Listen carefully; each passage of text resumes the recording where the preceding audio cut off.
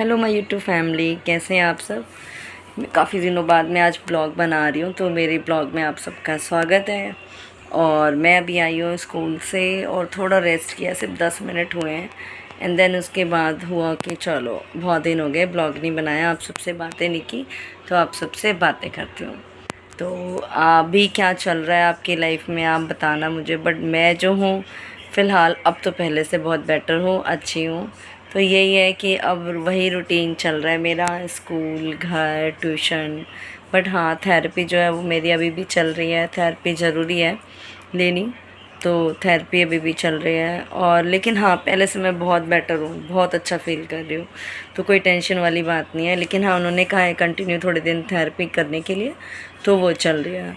और मैंने अब जॉइन किया है दूसरा स्कूल। बहुत लोग कमेंट भी कर रहे थे, दी आपने कौन सा स्कूल जॉइन कर लिया। तो मैंने अब स्कूल चेंज किया है, दूसरे स्कूल मैंने जॉइन किया, दूसरे स्कूल को। तो वहाँ भी अभी अभी 1 मंथ तो हो गए। अब आज 1 तारीख है, 1 मंथ हो गए।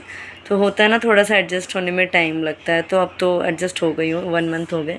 तो कोई इशू नहीं है, कोई प्रॉब्लम वाली ऐसी बात नहीं है कि अब मैं एडजस्ट हो गई हूँ। तो बस ये है कि ज़्यादा दूर भी नहीं है, जहाँ मैं रहती हूँ वहाँ से नज़दीक ही है। तो स्कूटी से जाने में बस 5 से 7 मिनट का टाइम लगता है। ये मेरे लिए बेनिफिट हो गया, क्योंकि उनकी ना 2 ब्रांचेज़ हैं।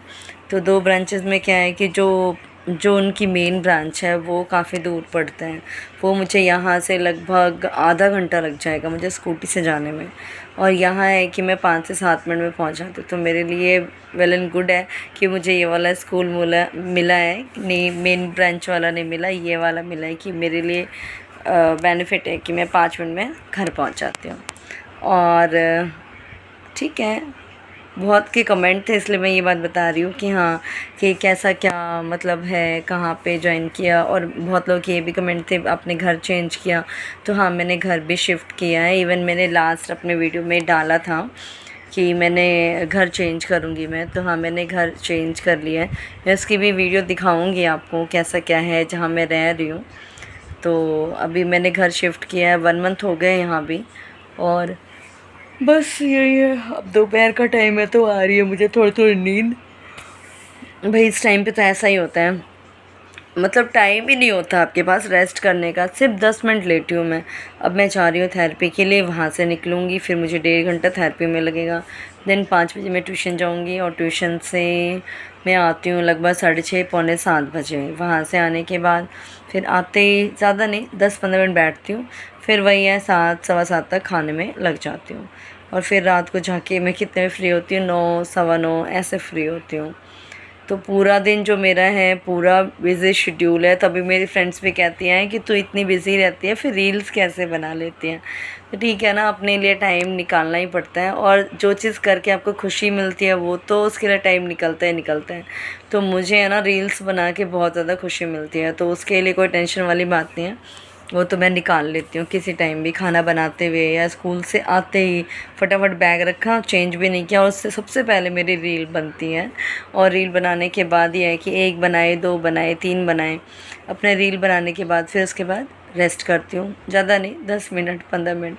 फिर तो जाना ही है थेरेपी के लिए, और फिर आगे की रूटीन तो मैंने बताई है आपको कि कैसे क्या है। तो वो सारी चीज़ें रहती हैं। और अभी भी मेरा टाइम हो चुका है कि मैं जाऊँ थेरेपी के लिए।